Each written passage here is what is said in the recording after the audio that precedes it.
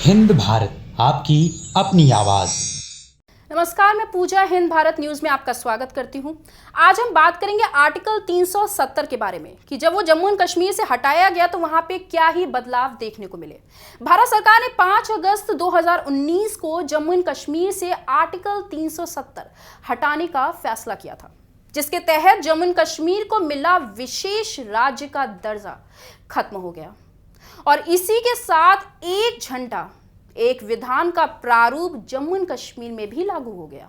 आपको बता दें कि जब से आर्टिकल 370 हटाया गया तो उसके बाद बीते 2 साल में जम्मू एंड कश्मीर में 5 बड़े बदलाव देखने को मिले। तो चलिए बात करते हैं इन सारे बदलावों की। सबसे पहला बदलाव यह देखने को मिला कि आतंकवादी घटनाओं में कमी आई। गृह मंत्रालय की रिपोर्ट के मुताबिक बीते साल 2020 में आतंकवादी घटनाओं में करीब 59% की कमी आई। वहीं इस साल 2021 में अब तक 32% की कमी दर्ज की जा चुकी है। अगर हम एक नज़र इस आंकड़े पर डालें तो आप देखेंगे कि 2018 में ये आंकड़ा 2019 था, वहीं पे 2019 में ये 119 हुआ और 2020 आते आते ये 35 तक पहुंच गया। यानी कितनी ज़्यादा गिरावट दर्ज की गई, ध्यान दीजिएगा इस पे। फिर हम आपको दिखाते हैं कि साल 2019 में जहाँ पे घटनाएं इतनी हुई थी, वहीं पर आतंकी जो ढेर हुए थे वो 157 थे। वहीं 2020 में 244 घटनाओं में 221 आतंकी जो है वो ढेर हुए थे। यानी आंकड़ा जो है वो नीचे नीचे गिरता ही चला गया।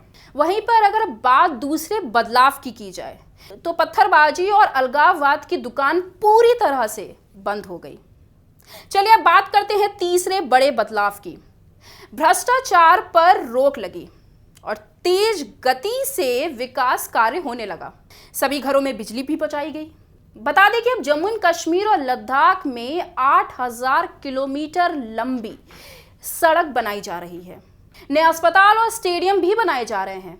हर पंचायत में खेल का मैदान और यूथ क्लब भी बनाए जा रहे हैं। चलिए अब बात करते हैं चौथे सबसे बड़े बदलाव की। तो स्थानीय निकायों और ग्राम पंचायत को ज्यादा ताकत दी गई है।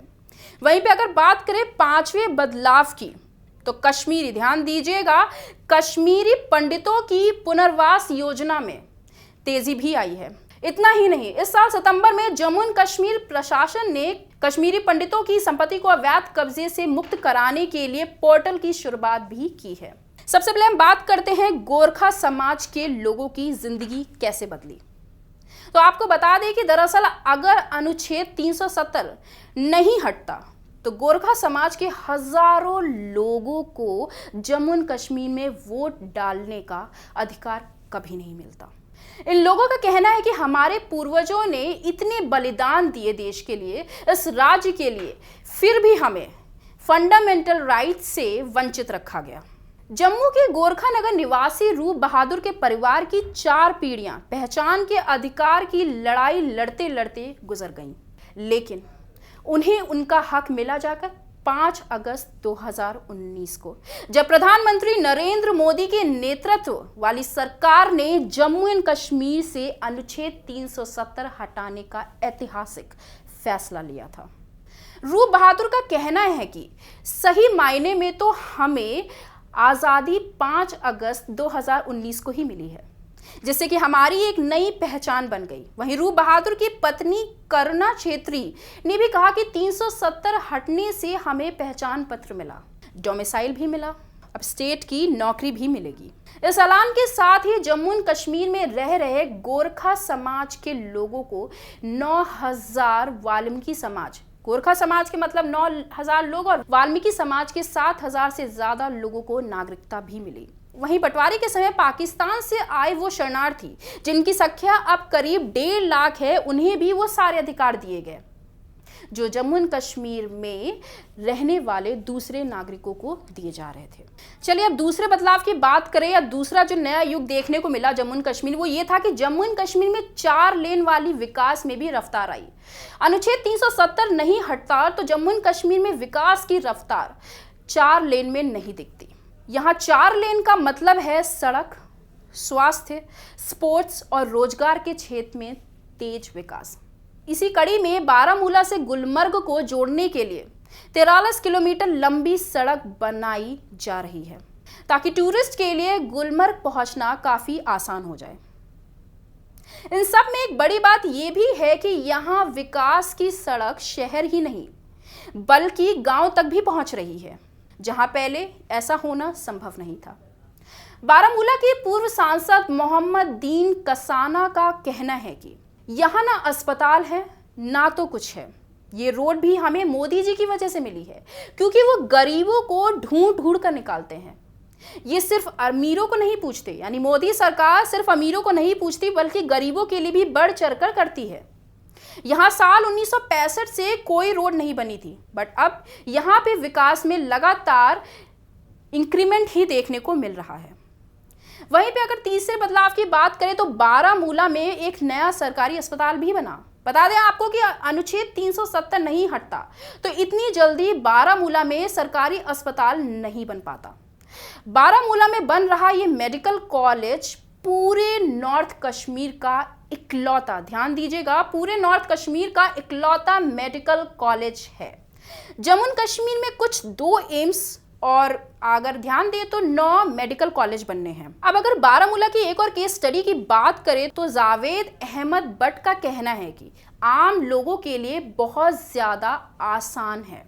यहाँ पहले हमें हर बात के लिए श्रीनगर जाना पड़ता था, मतलब ऐसा हो चुका था कि हर बात के लिए इन्हें श्रीनगर दौड़ना पड़ता था। यानी साफ है कि अगर अनुच्छेद 370 नहीं हटता तो कश्मीर के युवाओं के हाथों में पत्थर की जगह गेंद कभी नहीं आती। ध्यान दीजिएगा, युवाओं के हाथ में पत्थर की जगह गेंद कभी नहीं आती, बल्कि हॉकी और फुटबॉल के इंटरनेशनल स्टेडियम बन रहे होते। वहीं पर अगर चौथी सबसे बड़ी बात की बात करें तो अब बख्शी स्टेडियम भी बनकर तैयार है। 18,000 दर्शकों की क्षमता वाले श्रीनगर का बख्शी स्टेडियम 40 करोड़ रुपए की लागत से 90% तक तैयार हो चुका है। 1.5 महीने बाद यहां फुटबॉल मैच का आयोजन होने लगेगा। इसके अलावा दक्षिण कश्मीर के पुलवामा में घाटी का पहला एस्ट्रो टर्फ हॉकी स्टेडियम भी बन रहा है। आपको बता दें कि ये इंटरनेशनल स्टेडियम पुलवामा के government boys higher secondary school में बनाया गया है। चलिए अब बात करते हैं 5वें सबसे बड़े बदलाव की, तो वो है गोल्फ प्रतियोगिता का आयोजन। आपकी जानकारी के लिए बता दें कि जुलाई 2014 के बाद कश्मीर में पहली बार गोल्फ प्रतियोगिता का आयोजन हुआ था। जम्मू कश्मीर में फिलहाल 6 गोल्फ कोर्स हैं। उम्मीद है कि घाटी जल्द ही गोल्फ का पावर सेंटर बनकर उभरेगी। जम्मू कश्मीर के स्पोर्ट्स काउंसिल की सचिव नुजहत गुल ने खेल के क्षेत्र में विकास का जो आंकड़ा बताया उसे सुनकर आप भी कहेंगे कि 370 से आज़ादी के बाद कश्मीर में बहुत बड़ी खेल क्रांति अब शुरू हो चुकी है। यहाँ खेलो इंडिया स्कीम के तहत हॉकी का स्टेडियम भी बन रहा है, हॉकी का टर्फ भी बन रहा है। बच्चों के इन्वॉल्वमेंट के लिए, उन्हें पॉजिटिविटीज बनाने के लिए स्टेट गवर्नमेंट की फंडिंग से करीब 200 से ज्यादा प्रोजेक्ट बन रहे हैं। इसी कड़ी में 350 मैदानों का अपग्रेडेशन भी हो रहा है, यानी कश्मीर की नई पीढ़ी को गलत रास्ते पर चलने से बचाने और उनके भविष्य को संवारने की मुहिम में स्पोर्ट्स अहम भूमिका निभा रहा है। इस खबर में फिलहाल इतना ही। देखते रहें हिंद भारत न्यूज। देश दुनिया की तमाम खबरों के लिए देखते रहें हिंद भारत। लाइक, सब्सक्राइब और शेयर करना ना भूलें।